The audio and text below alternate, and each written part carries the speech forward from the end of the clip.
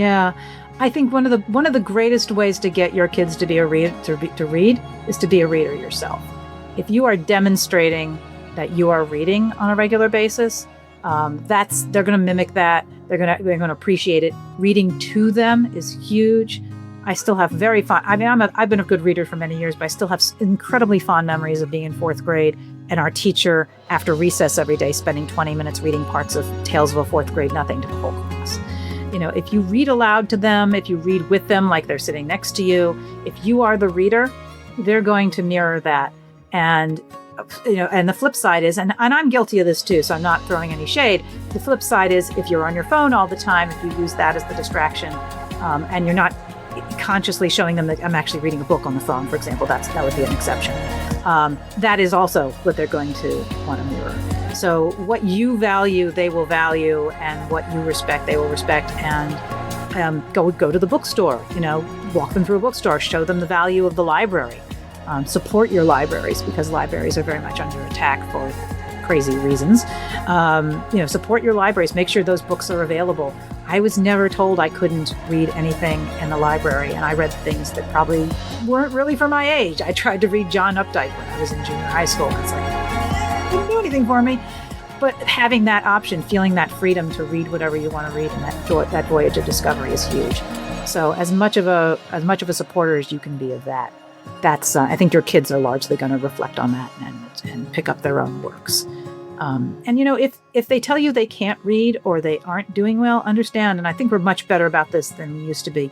There may be a reading disability situation. They might not be able to literally comprehend the words because of a disability, and investigate that, because they should not be deprived of that kind of imagination and stories because the words don't resolve for them. It's not a disease. It's just something that has to be fixed. It has to be lived with.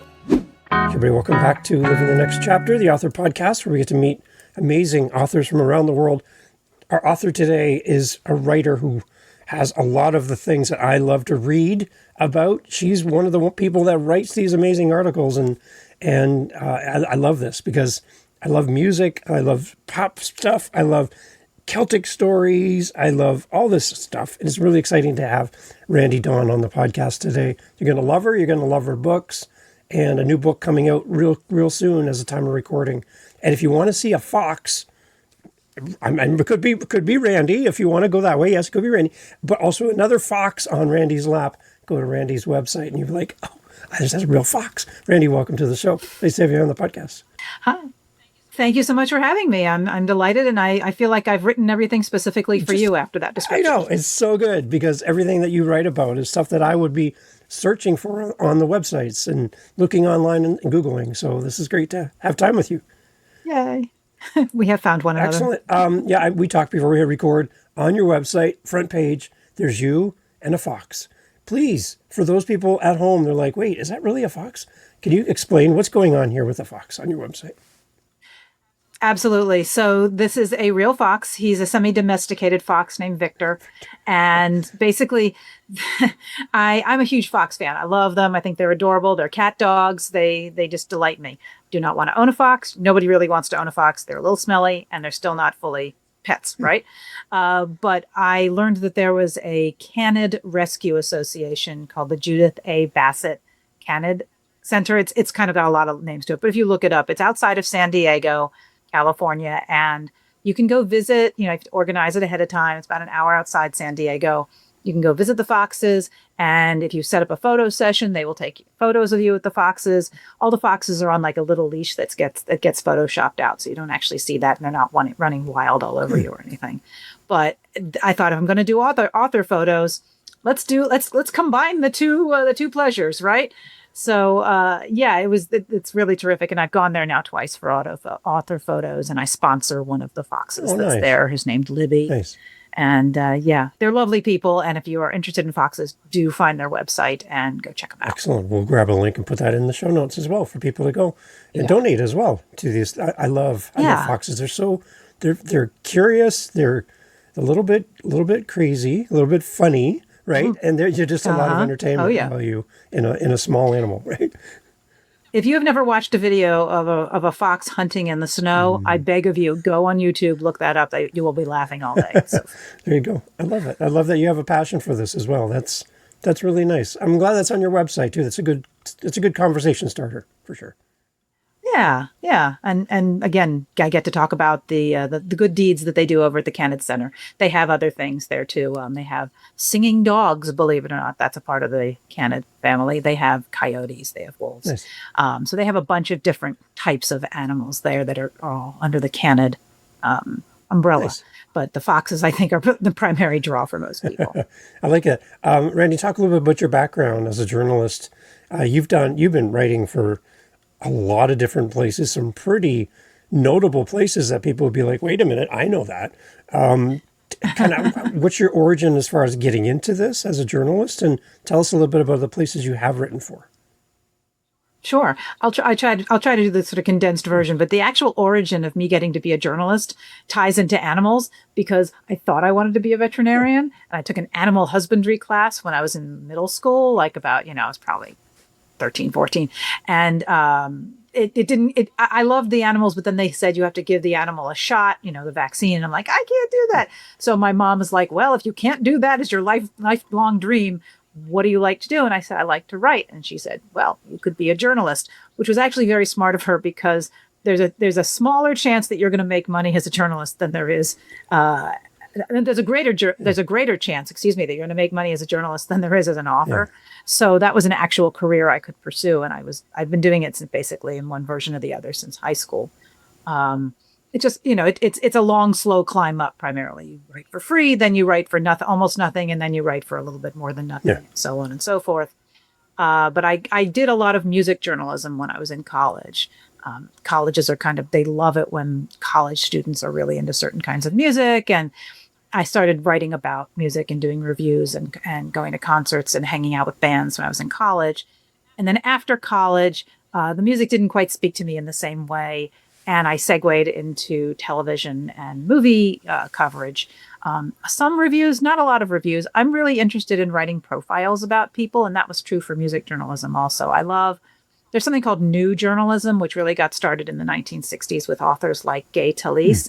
And they would find a narrative structure to do a profile on. So they weren't making things up, right? This wasn't sort of like a blend of reality and fiction, but it was using sort of a fictional construct to do profiles. There's a famous one where the author Gay Talese was supposed to interview Frank Sinatra, and they wouldn't give him to him, but he got to hang out and watch him anyway. So the article is called Frank Sinatra Has a Cold, and he never actually interviews him, but it's a fantastic piece of writing. And if you can chase it down, that's new journalism. And that's what I really wanted to do. And I got a couple of opportunities to do that with bands like Radiohead or Tori Amos. Wow. But journalism really switched right around the time the internet came into being and everything got shorter, and journalism became a less valued thing to be doing because it felt like everybody else was doing it all of a sudden. And not to lament the slow death of journalism, but it meant that I haven't had a lot of chances to do that. So that was really one of my passions when it came to journalism. And now that I've been doing that for so long, I've written for outlets like the LA Times, the Today Show website, the New York Times, and Variety and the Hollywood Reporter. I've had those nice headlines. I've been very happy with that. But I'm also trying to make the segue now into more full-time writing of my books, which is the thing that I always wanted to do in the first place, but I didn't think I'd make any money at it. So here we are. So what do you take from journalism into writing novels? What is something transferable, and maybe something that's not easily transferable from journalism to novel writing? Well, I think one of the reasons that it took me so long to get published as an author, and it may have just been that I wasn't any good, but internally, was that I was really not good at being critiqued, or I didn't understand the editing process. And I was very ego invested in the stories that I was writing. Not that I thought that they were perfect beings the minute I put them on paper, but I was so tied into them that if somebody gave me criticism, I couldn't hear it in any other way other than, you suck, you will never be a writer, please go away, right? That's how I was interpreting it. The years in journalism taught me how to be edited, taught me how to write more concisely, and how to express yourself in a variety of different ways that still told the story, but, was accurate to what any facts that you might want to include. So obviously fiction is a little different. You can make up stuff. I write about, fairies. I write about fantastic worlds. I can make stuff up. But there's this connection between making something feel real in fiction and how it feels in reality, right? They call it verisimilitude, right? You want to have the feeling that even if this is a completely made up environment in your fiction, that it feels real. So you have to know how to describe things in all the senses, how to sort of put yourself in the shoes of whatever character you're writing from. And I think that journalism really helped me along that path of writing. For me, journalism in a lot of ways was this long how to write period or how to write fiction class that I was just ongoing. So, and the editing was huge because once I needed to get my fiction edited, I was in a better state of mind and less ego tied to it in terms of how to cut things down and how to rearrange things, and also that it wasn't a criticism of my personality. In journalism, you write to a deadline, right? This article is due at this point in time. So you're writing under this, you don't have the freedom to write forever. You have to turn it in. So does the practice of having a deadline in journalism help you as you write novels, or do you go a different direction? Yeah, I think it probably does, although it isn't until this new book that I'm currently writing that I've ever written for a fiction deadline. I mean, there's been short stories like, oh, we will accept your story. Please write this story for us, right? Like that is a deadline. But in terms of trying to write a novel, I've always written the novel and then gotten it published. There was never this sort of, okay, we like this concept. Please go ahead and give us a draft by March or something. Yeah. And that is what's happening with the new book right here. And that one's coming out in March, and we can talk about that some more. But that's been a real interesting challenge because I've had a whole year to write a book, which you think, oh, a year. Who couldn't write a book in a year? But when you're trying to promote 2 other books, when you still have your journalism career, when you still have 8 other writing projects and things going on, I'm one of these people who needs a big block of time of nothing to really focus on the book, to really get immersed in it. And that has been really challenging to do this year. I'm about halfway through a first draft. So cross your fingers that I can give them a draft by March. Does a first novel make the second novel easier to write? Well, here's the thing. I don't think many authors write a book and then that is the first book that gets published, right? So I think most authors have several books. Sometimes they're called trunk novels because they sit in your trunk or desk drawer or whatever. A lot of people have those just sitting around because they were good, but they didn't cross the finish line, or they weren't accepted by a publisher, or for whatever reason they didn't publish, right? So you have those. So for me, I've been writing novels of varying quality since I was in middle school. And so I have all these trunk novels sitting around.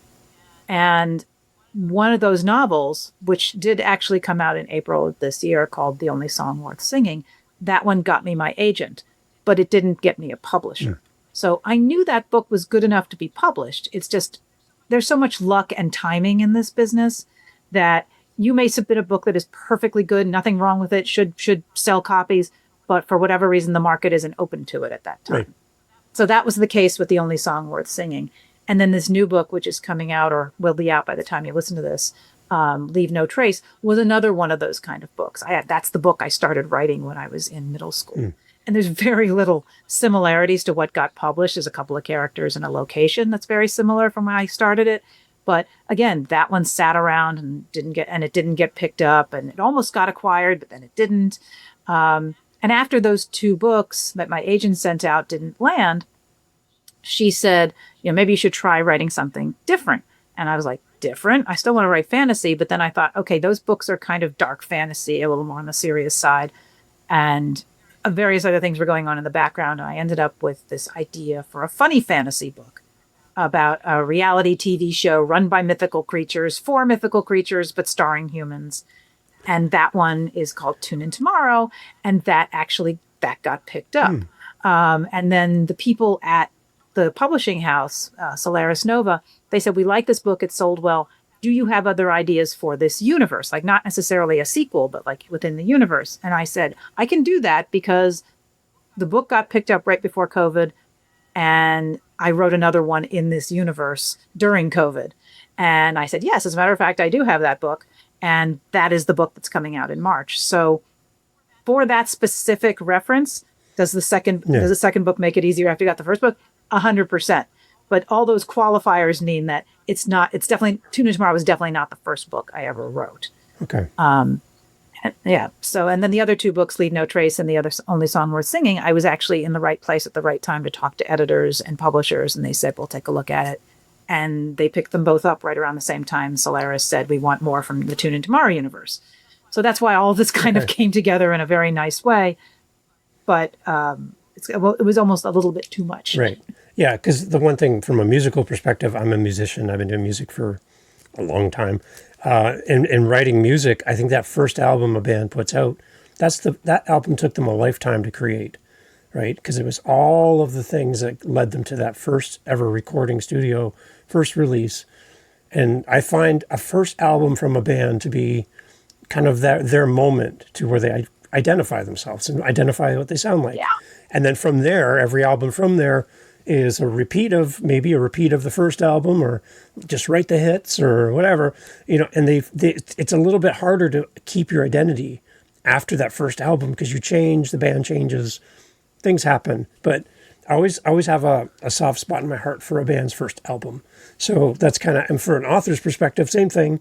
That first book took you a lifetime to get to that point. And then from that point on, you're going to change and grow. But that first book, that first writing is kind of a very special thing.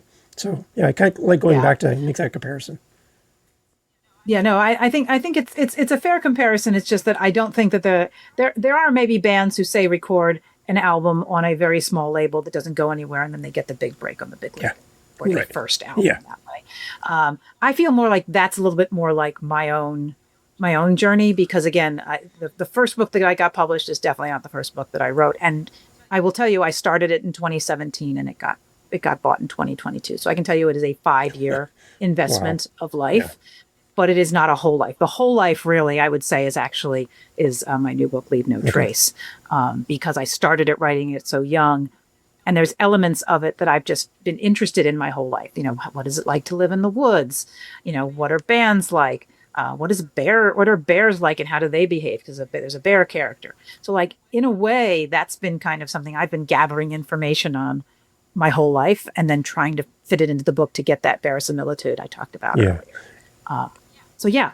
And that whole thing about an overnight success. It's like, wow, these people came from nowhere. No, they've been working hard for a very, very long time. You just haven't heard of them yet. Same for an author. So you're toiling around, you're writing your book, you're getting a lot of no's, you're trying again, and then all of a sudden, bam, there it is. You've got some sense of success or movement forward as a writer. And that seems like it takes forever, but to everyone else, it seems like so easy. You just write a book and you're done, right? Exactly. And I will promise you, like, anybody who's like, I always thought I could write a book. I mean, like, feel free to give it a chance. But the fact is, we need more readers. If you're fine with just being a reader, please be a reader. We need a lot of readers. There you go. Good segue. Okay. So for my audience, the readers that are here, let's bring them into your world. I would like to talk about both of your first books that you've launched so we can kind of bring people into your world. I think that's the one thing I get a common response and question from my audience is, Dave, when your authors come on, please find out if they have more than one book so that we can fall in love with the author. Because once they find an author they love, you could write almost anything and they're going to love it. So let's go back to the first book, because I want to give it a little bit of time as well. You're going to come back in the future to talk about your third book, and I'm excited about that. But let's go back to that first book. Let's give kind of an overarching plot to the story. What is this book about? Maybe a little bit about the characters in that first one, just for the person listening that's really curious about that first book. Can we talk a little bit about that? Right. Sure. So we're talking about Tune In Tomorrow at this point, right? Okay. So Tune In Tomorrow I never thought I could write a really funny book. But then I applied myself, and it was kind of a very freeing thing because you could just make things as goofy as possible. And I'm a sucker for dumb jokes and puns and stuff. But Tune In Tomorrow was a really good example of write what you know, because I'd been doing so much journalism for so many years. I'd written about TV shows. There's a lot of backstage, how the sausage gets made in that book. And I wanted to start with a character who had been struggling like I was struggling in my 20s. Star is our main character. She came to New York. She wants to be an actor. Nobody's hiring her. She's not perhaps of the perfect body proportions. She's getting it from all sides. And when we find her, she is working as a waitress in a diner, classic, trying to get a big break actor location. But at night, she's going out and doing improv. And she is discovered by this magical casting director / showrunner from the TV show Tune In Tomorrow, which is created on the Fae side of the veil. So like humans don't know about it. But my whole idea was, what would entertainment be like if magical creatures were making it, right? So this particular show is kind of a reality show / soap opera. It's they portray it as this is what real human life is like. So the people who watch it, the magical creatures who watch it are like, oh, I never knew humans knew that. Oh, that's how you write a check. Embezzlement. Now I understand it more.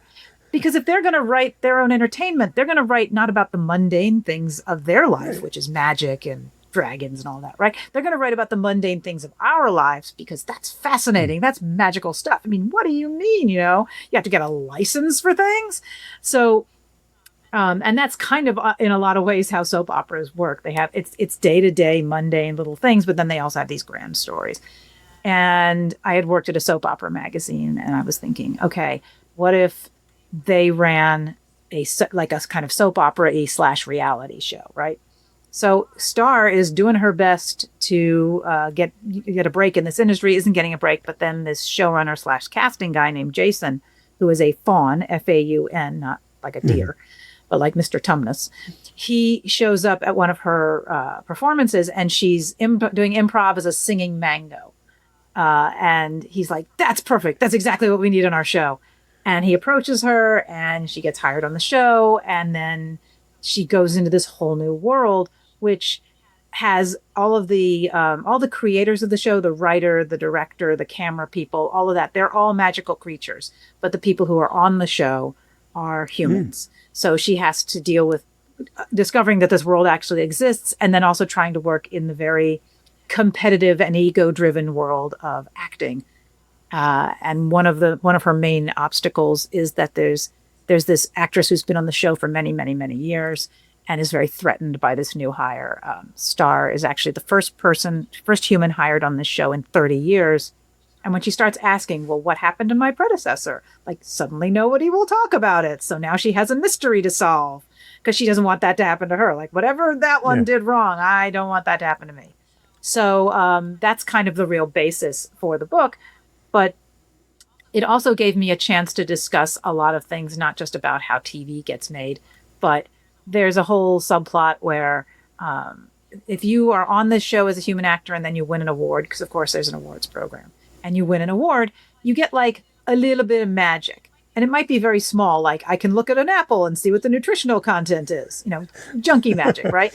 But the very first award you do get on the show is significant, which is that you will not age as long as you are hired on this show. Oh. So like you could literally be on this show forever and ever. And the woman who's very threatened by her, Fiona, has been on for like 100 years practically. Like she's been doing this for ages and ages. If you do quit the show where you get fired, it's not like you walk across the veil and turn into ash, which is something that happens in folklore. I just wanted it to be like, okay, you'll start aging again once you step into back into the world. And that gave me a chance to discuss what that might be like because, I'm not 20 years old. I'm not 30 years old anymore. I'm not even 40 years old anymore, right? And the older you get, you start to see how the world kind of moves on regardless of you. And you stop listening to some of the same, new music stuff. And then you don't even know the lingo. And you're like, then technology gets past you. And I feel like if you were in this sort of bubble where you were working and you're in this magical universe, and then you stepped out, like you went into that bubble in 1950, and then you came out in 2025, the world would just be too confusing. You will have lost all of your friends, your family, and the world would be overwhelming, right? So you're alive, but you're almost like you're dead because you're irrelevant now. And I think when people talk about this idea of like, I'd love to be immortal, no, you really wouldn't want to be. It would be like too much for you. I mean, Yeah. so that was an interesting conversation that I had between two characters in the book. And it is nice to be able to use a funny as an entrance and also as a stage, but also then take a moment to really examine what this might be like if you were going through it. So, I think that's the vast majority of Tune In Tomorrow. I mean, there's a lot of fun stuff. The security guard is a dragon. The camera people are dryads. We call them camera dryads. And I tried to put as many jokes and fun stuff in there as I could, as well as maybe possibly writing about people I could have worked with before. But I will neither confirm nor deny any of these people are based on real people. There you go. Have you ever written that type of, in that style before, with humor and all that? Is that something new for you to write? Well, yeah, kind of. I mean, I on the side, I write a lot of short stories on the side also, and quite a few of them are more horror than anything else. But I like the horror that has the sting in the tail, the sort of adult Roald Dahl stories or Saki or there's the twist in the tail kind of stories that I like that tend to be horror but also kind of have a punch at the end. So I'd never really written a lot of overtly funny stuff. And it was interesting to sort of give it a try, but the nature of the business that I was writing about is in many ways so ridiculous in the first place. It's not like I was trying to write about heart surgery, but make it funny. So I had done I had a weird story back in college. I had written an amusing, funny column for the college newspaper. And I guess it did well. And the editor said, hey, you already have a column for the newspaper. Why don't you just make it funny every week? And the idea of being told to write funny just completely blocked me. I'm like, I don't think I can be funny on command. Right. I'm not that kind of funny. So I just really put the idea that I could write funny at all off to the side. So it really hadn't occurred to me. And sometimes you just need somebody to give you that one sentence of prompt. My agent saying, why don't you try something different, just gave me permission to do something different than I had been doing. And it turned out that was funny stuff. Okay. You said your character in the story does improv. Have you ever tried improv yourself? I love improv. There you go. Oh, one of the other benefits of getting older, yes, the world may pass you by, but you also just don't give a crap anymore in a lot of ways. I find that I am much more open and goofy and willing to try new things because I don't care what other people think as much anymore. Yeah. And when you do improv, you have to be open and willing to look ridiculous. And to find the ridiculous button in your brain allows you to say silly things. So I have done, not extensively, but I have done several improv classes and I've always thoroughly enjoyed it. And I've said once I have some more time, I'd like to take a regular improv class. I don't know that I would ever go on stage, but if I did, I would definitely want to be a singing mango. Because mangoes of course, I think all of us would love to be a singing mango. I think that'd be great. Why not? Right? Be your best mango. Okay. And so that book is coming out in March, right? No, I'm sorry. That's my first book. That's my first book ever. Okay. That one came out in 2022, but then a version came out in 2024 with an extra chapter and a new cover. That's right. That's been out, right? But there's a new one in the universe. Okay. Tune In Tomorrow. Mostly different characters. That one's coming out in March, and that is called We Interrupt This Program. All right. I like this. This is really good. Okay. So let's talk about the one that's coming out. Right now, it's on, as time of recording, it's for pre-order right now. I love the big bear on the cover and the eyes. Oh, the eyes are drawing me in on the website here. Let's talk about the story behind this one and what we can anticipate from a reader's perspective. A little bit more about this story as well. Yeah, sure. So the history of this book really, and again, I'll try to be as compact as possible, but the history of the book is I saw a movie when I was about 10 or 11, and I was way too young to be seeing this movie. It was a New Zealand movie by Roger Donaldson called Smash Palace. And it's basically about the disintegration of a couple's marriage. She sleeps with his best friend and just goes to hell, right? But they have a young daughter. And there's a scene late in the movie where the father is in the midst of this custody battle. He's a bit unhinged and he's not going to get custody. And he kidnaps his own daughter and takes her into the New Zealand bush. And if you think of the Australian bush as being very dry and empty and deserty, the New Zealand bush is the opposite. It's very jungly, it's very foresty, it's green, it's gorgeous and everything, right? So his whole idea was just like, I'm going to hide out in the woods with her, and we'll just live here now. Not very well thought through. But she gets a cold, and he has to go to the drugstore, and then they're captured. And that's the end of that segment of the book. But even at the time, I remember thinking to myself, what if they didn't leave? Like, what would that life be? What was it like? What would it be like to be, again, removed from society and grow up isolated and all that? So early versions of the book were really playing into that. I wanted to have them have sort of a big bad in the woods. And so I came up with this idea for an oversized bear. I didn't know enough about New Zealand. We didn't have the internet then, so I just placed it in the Rocky Mountains, which we do have here, and I could read more about. And that was really how the book got started. That was the premise. And then because I was a teenage girl at the time, I'm just like, what if a band showed up in the woods and then they got lost and then she would lead them out of the woods? Like that was my idea, right? So that was kind of these early versions that I wrote, and I would give chapters to my friends in school, and they would give me feedback, and I would read some of them over the phone at night. Like this was part of my middle school experience. So I had versions of this story over the years, but it clearly wasn't ready for prime time when I was in middle school, and I moved on to other things. And finally, I pulled it out again when I started writing fantasy, and I thought, maybe there's a way to meld the fantasy that I'm writing with this story that I had sort of sitting around. And I came up with this new version, and the bear was not a big scary. I mean, it's definitely a big scary bear. It's actually now modeled off of the bear goddess from Irish folklore called Ardeo. And then, so this was this magical creature that was living in the woods. And then my young woman character, whose father did bring her into the woods to escape this weird magic thing that's going on in the real world, because he hates magic. He's afraid of it. He treats it like it's a disease. And then she also makes friends in the woods with the Ghillie Dhu, which is out of Scottish folklore, who is the Green Man of the forest. A lot of people have heard of the Green Man. But he's a protector of young people and animals and the forest in general. So you have these two magical creatures that she becomes associated with. And into all of this comes the musicians. Of course. So we still have, it's not a whole band. It was a whole band before. But this time it is sort of a Justin Bieber-esque kind of spoiled singer and his BFF foster sister who writes the songs. And he's trying to escape this scandal.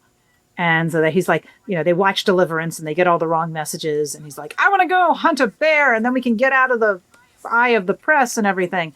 So everybody's dubious about this, but he comes with his songwriter, his best friend, this young woman named Stephanie, and their manager. And the manager is ex-military. And he's actually been fighting in this war that's going on between the Fae and humans, which is very much background, but he brings that baggage with him into the forest. So you have the father and this manager who both hate magic and are afraid of it and will do anything to destroy it. And then you have this young woman, these two musicians, and the Ghillie Dhu and Ardeo. And there's a whole clash of cultures, and there's a whole lot of disaster that happens, and there's survival, and there's a fox, and I threw a lot of fox. stuff. I know. Yes. There's a fox in there.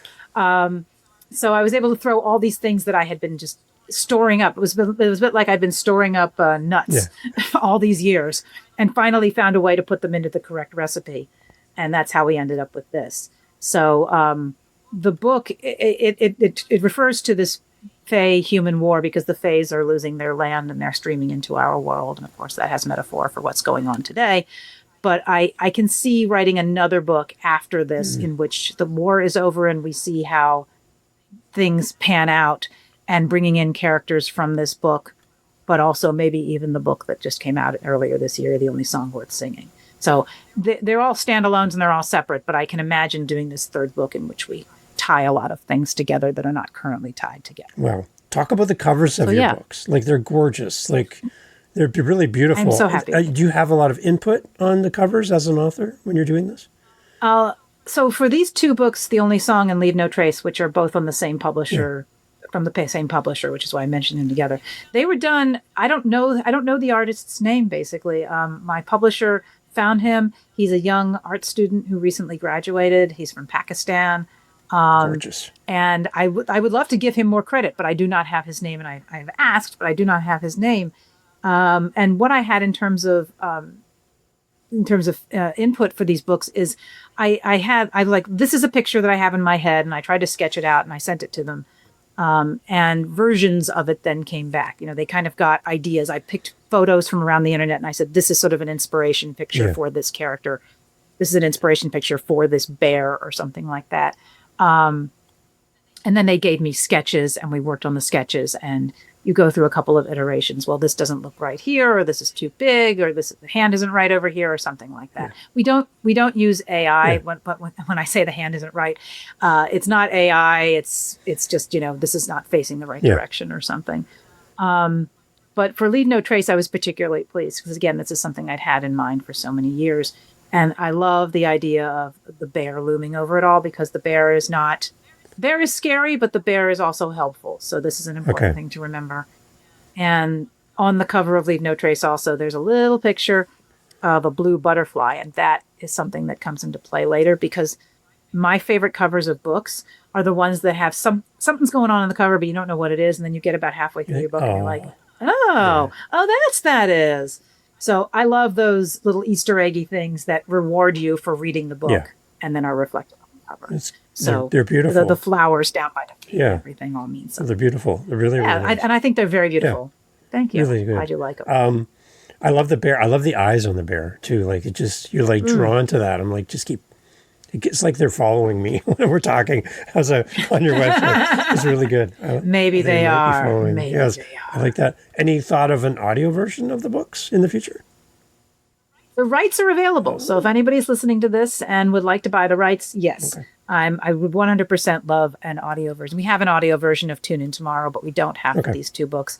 Publisher worked in a slightly different way. So would love that. But we do have ebooks. Yeah. So at least there's those. What is the age range for your audience? Like, I'm thinking of parents listening to this going, would this be right for my kids? What age group would you say your books lie in? So I don't write for kids, but each book has a level that I think a young person could read. The first book, Tune In Tomorrow, is my husband's a teacher, and it's in the middle school library. Oh, good. So there's nothing in there that the librarian didn't think a middle schooler could read, right? The only song worth singing, we haven't gone too much into this, but there's a character who sort of seduces the musicians and then inspires their music. So there's not erotica and there's not overt sexuality, but there's sort of like they're in bed and having fun together. And so you could decide if that's something that's a concern for your children. I did go to a con and spoke to a mother about this because her 11-year-old was like, I want that book. And I said to the mom, this is the story that's going to be in there, just so you know. And she's like, it's okay, let her have it. So I think this is a parental decision to make as well as content. And then Leave No Trace. Our main character is 17 going on 18. We have more adult characters, so it's a real mix. But there's some swearing in any given book. Not a lot. There's some, but in any given book, there's a little swearing, and there's some violence in Leave No Trace, but nothing too horrific. But there's no sex. Yeah. I think that's the thing most people are concerned about for whatever reason in my country at least. We don't worry too much about is there violence in the book. And swearing is, again, a second tier. But if you tell somebody there's sex in the book, they want to know about it. There's longings in this book, but there's not sex. Yeah. Okay. All right. Yeah, that's good to know. So you're going to keep writing. You're going to keep sharing stories with us. Again, the name of the podcast, Living the Next Chapter. So it's kind of one of my questions is, how are you living your next chapter? But can you give us some kind of view into the future? I know we talked about books coming out next March and stuff, but what can we anticipate from you as an author for those that fall in love with your books? What can we see into the future for you? So I'm actually entering a new chapter myself because my husband is retiring. I am able to work remotely and also write wherever, and we're going to do a lot of traveling. Nice. So that's actually going to take me out of this sort of day-to-day normal routine that I've had for a long time. So I have to figure out how that's going to work. But I do fortunately We Interrupt This program coming out in March. Mm-hmm. There is a third book in the Tooniverse that has been contracted, and I'm currently writing that now. So I imagine that might come out in early 27, maybe late 26, depending on how fast it moves. So that's the next book in that. And if everything goes well, I would love to write the third book that would connect to Leave No Trace and The Only Song Worth Singing. I have a manuscript that is currently out, being looked at by publishers, but nobody's picked it up yet. And so that would be sort of another funny book, but in like a superhero universe. I have a draft of another book that's more serious, and it's a mystery, and it's in a near future where climate change has sort of the seas have come in and New York is partially drowned, and that's where it takes place, which is a mystery. So like I've got stuff to work on before I really even have to start completely from scratch on something else. And it's a wonderful place to be in. I just need the time to do it. And I'm hoping that this next chapter that I'm moving into, where maybe I'm doing less journalism and we're traveling, I can actually get those words onto the page and get those things going, because I've got more books and I want them to be out there. Excellent. If you like me, I know you want them to be out there. Yes. So this is good stuff. Let's talk about your website as well, Randee, so we can see Victor the fox and we can see the bear with the eyes and all that. Tell us about your website. Where do we go? And I have a question to wrap up here before you leave. Sure. So almost anything you need to know about me is at randeedawn.com. Randee, as you can probably see in this video, is with 2 E's. So randeedawn.com. I'm all over the social medias, either as Randee or Randee Dawn. There's author Randee Dawn on Facebook. So I'm pretty easy to track down, and all the links are on the main page anyway. But you can see a lot of my articles there. You can see other books that I have stories in. There's usually an excerpt that I have there. And there's always links to where you can buy the books. So, and then I occasionally do a blog post, but I just don't always have the time. So when I can, I do a blog post. So yeah, that's the place to go, is randeedawn.com. Good. Yeah, and all your socials are on there. Everything's ready to go. I love that. You said at the beginning of our conversation that we need more readers. Let's talk to the parents, the teachers, people listening who have the ability to influence and guide their children and kids towards falling in love with reading. How can we as parents be a good example as adults to the next generation so we get more readers reading great books like yours? What do we do? Yeah, I think one of the greatest ways to get your kids to be a read to read is to be a reader yourself. If you are demonstrating that you are reading on a regular basis, they're going to mimic that. They're going to appreciate it. Reading to them is huge.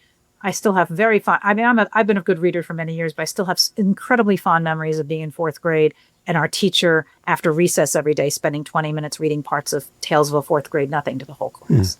You know, if you read aloud to them, if you read with them like they're sitting next to you, if you are the reader, they're going to mirror that.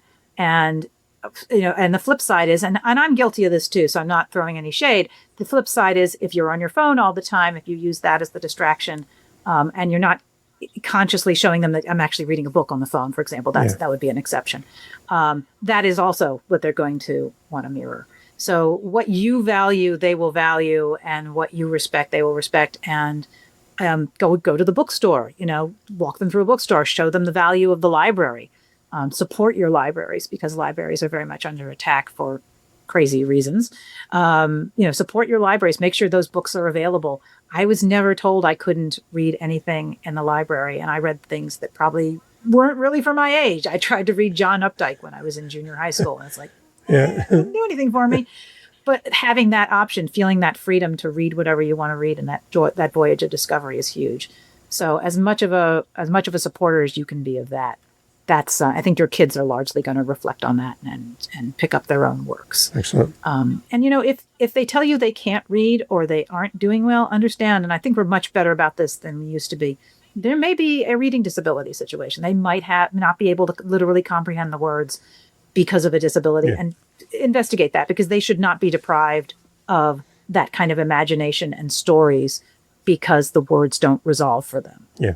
It's not a disease. It's just something that has to be fixed. It has to be lived with. Nice. Let's encourage that next generation. We want to continue readership to grow. We want great authors to keep writing stories. And in a world where you can push a button and AI will give you a story, it comes better from a person who has a story, right? It comes much better from someone who has heart and creativity and hides the little Easter eggs and loves the pleasure of a nice, comfortable afternoon with a fox. All of these things combined together make a really great story. So, Randee, thank you so much for being a part of the podcast. Come back in the future. Let's talk about more of your works as they come out. And congratulations on some really great books for our audience. Really appreciate having you on the show.